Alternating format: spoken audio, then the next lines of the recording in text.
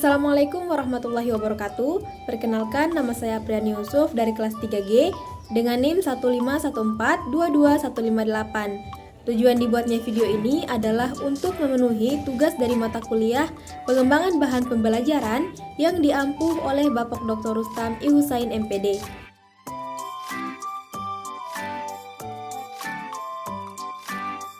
Materi pertama, pengertian bahan pembelajaran cetak.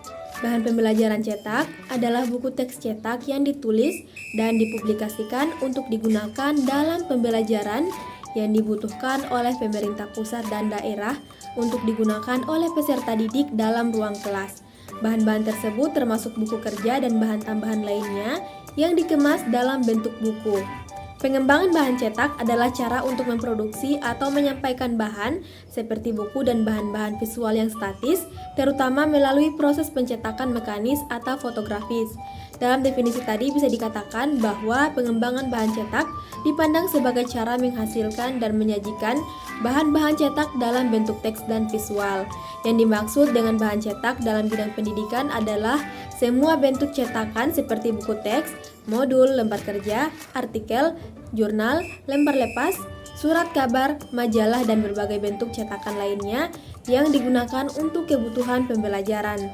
Bahan ajar cetak dapat diartikan sebagai perangkat bahan yang memuat materi atau isi pelajaran untuk mencapai tujuan pembelajaran yang dituangkan dengan menggunakan teknologi cetak. Suatu bahan ajar cetak memuat materi yang berupa ide, fakta, konsep, prinsip, kaidah atau teori yang tercakup dalam mata pelajaran sesuai dengan disiplin ilmunya, serta informasi lainnya dalam pembelajaran. Materi kedua, karakteristik bahan pembelajaran cetak. Bahan ajar cetak pada dasarnya harus memuat ilmu pengetahuan dan informasi yang utuh sehingga dapat dipelajari oleh anak. Bahan ajar cetak yang digunakan perlu didesain dan dikembangkan sehingga dapat memberi kesempatan kepada orang yang menggunakannya untuk menggali informasi dan pengetahuan yang akan dipelajari serta dapat memperkaya wawasan pengetahuan. Isi bahan ajar cetak perlu dilengkapi dengan petunjuk dan arahan secara sistematik dan tuntas. Bahan ajar cetak pada kenyataannya berisi komponen-komponen yang dapat digunakan untuk menjelaskan dan membimbing anak dalam melakukan kegiatan belajar secara bertahap. Tahapan-tahapan sistematis dalam bahan ajar cetak terlihat pada setiap bab atau unit pembelajaran yang ada di dalamnya. Bahan ajar cetak memiliki beberapa karakteristik, yaitu yang pertama, membuat para siswa belajar sendiri. Maksudnya, bahan ajar cetak ini harus dapat menjelaskan kepada siswa secara jelas tentang pembelajaran, baik yang dilakukan secara mandiri ataupun melalui bimbingan guru.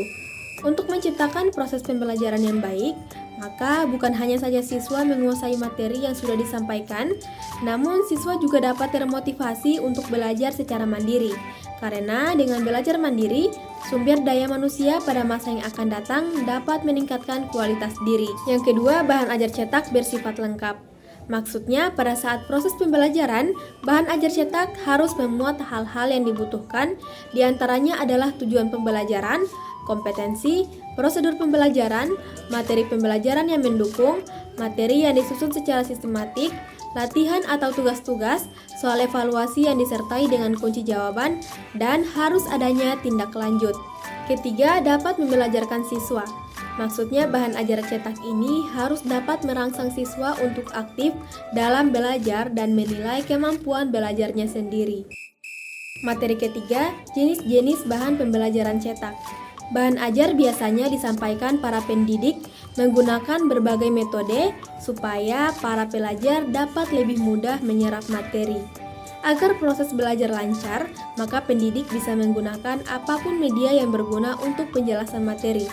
Jenis bahan ajar sangatlah banyak, kita bisa menggunakan bahan ajar cetak, visual, audio, multimedia interaktif, modul, lembar kerja, dan handout. Bahan ajar mempunyai ragam jenis cetak dan non-cetak. Untuk bahan ajar cetak yang sering kita jumpai yaitu ada handout, modul, buku, brosur, lembar kerja siswa. Dan untuk penjelasannya yang pertama ada buku. Buku yaitu bahan tertulis untuk menyajikan ilmu pengetahuan dari buah pikir pengarangnya. Pengarang buku bisa membuat isi buku pada berbagai metode, termasuk hasil penelitian, aktualisasi pengalaman, hasil pengamatan, dan hasil imajinasi. Yang kedua, handout. Handout adalah bahan tertulis dari dosen atau guru untuk meningkatkan pengetahuan para peserta didik.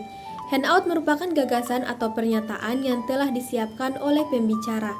Handout adalah kutipan dari berbagai literatur relevan dengan materi yang sedang diajarkan dan wajib dikuasai oleh peserta didik. Yang ketiga, modul. Modul digunakan oleh mahasiswa universitas terbuka. Sebuah buku yang ditulis yang digunakan agar peserta didik bisa belajar mandiri tanpa adanya bimbingan dari guru.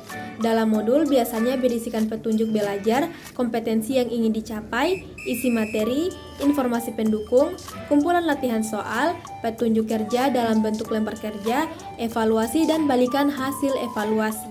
Keempat, lembar kerja siswa. LKS adalah kumpulan lembaran berisi tugas yang wajib dikerjakan peserta didik. Biasanya LKS ini berisikan petunjuk serta langkah-langkah untuk menyelesaikan tugas. Tiap tugas dalam lembar tersebut harus punya kompetensi dasar pencapaian yang jelas. Tugas-tugas dalam lembar kerja siswa dapat berupa tugas praktik atau teori. Guru wajib cermat dan mempunyai keterampilan memadai. Hal ini karena LKS harus memenuhi kriteria KD yang ingin dicapai. Yang kelima, brosur. Brosur mirip seperti iklan, akan tetapi dalam proses pembelajaran adalah bahan ajar. Fungsinya menyediakan bahan informasi tertulis terkait sebuah masalah yang disusun bersistem. Brosur sangat memungkinkan menjadi bahan ajar yang menarik dan praktis karena terkesan unik. Pemanfaatan brosur sebagai bahan ajar sangat mungkin asalkan informasi yang dituang dalam brosur sesuai dengan kompetensi dasar yang wajib dikuasai oleh para siswa. Yang keenam, foto atau gambar. Foto atau gambar punya peran penting sebagai bahan ajar karena apabila kita sangat menyukai fotografi, maka kita bisa menjadikan foto tersebut sebagai bahan ajar. Materi gambar atau foto mempunyai makna lebih baik jika dibandingkan dengan tulisan. Foto atau gambar adalah bahan ajar yang dibutuhkan rancangan yang baik agar setelah melihat serangkaian gambar ataupun foto, siswa bisa melakukan sesuatu untuk menguasai satu atau lebih kompetensi dasar. Kesimpulannya, bahan pembelajaran cetak diartikan sebagai perangkat bahan yang memuat materi atau isi pelajaran untuk mencapai tujuan pembelajaran yang dituangkan dengan menggunakan teknologi cetak. Suatu bahan pembelajaran cetak memuat materi yang berupa ide, fakta, konsep, prinsip, kaidah atau teori yang tercakup dalam mata pelajaran sesuai dengan disiplin ilmunya serta informasi lainnya dalam pembelajaran. Karakteristik bahan pembelajaran cetak adalah yang pertama mampu membelajarkan sendiri para siswa. Yang kedua, bahan ajar cetak ini harus bersifat lengkap. Dan yang ketiga, mampu membelajarkan peserta didik. Isi bahan ajar cetak perlu dilengkapi dengan petunjuk dan arahan secara sistematik dan tuntas. Bahan ajar cetak pada kenyataannya berisi komponen-komponen yang dapat digunakan untuk menjelaskan dan membimbing anak dalam melakukan kegiatan belajar secara bertahap. Bahan ajar biasanya disampaikan para pendidik menggunakan berbagai metode supaya para pelajar dapat lebih mudah menyerap materi. Agar proses belajar lancar, pendidik bisa menggunakan apapun media yang berguna untuk penjelasan materi. Dan jenis dari bahan ajar ini terbilang banyak. Berbagai macam bahan pembelajaran cetak yang dapat dikembangkan untuk sekolah dasar yaitu handout, modul, lembar kerja siswa atau LKS, buku teks, dan juga jurnal. Baik, mungkin itu saja materi yang dapat saya sampaikan. Mohon maaf bila terdapat banyak kesalahan dalam penyebutan kata. Lebih dan kurangnya saya mohon maaf. Wassalamualaikum warahmatullahi wabarakatuh.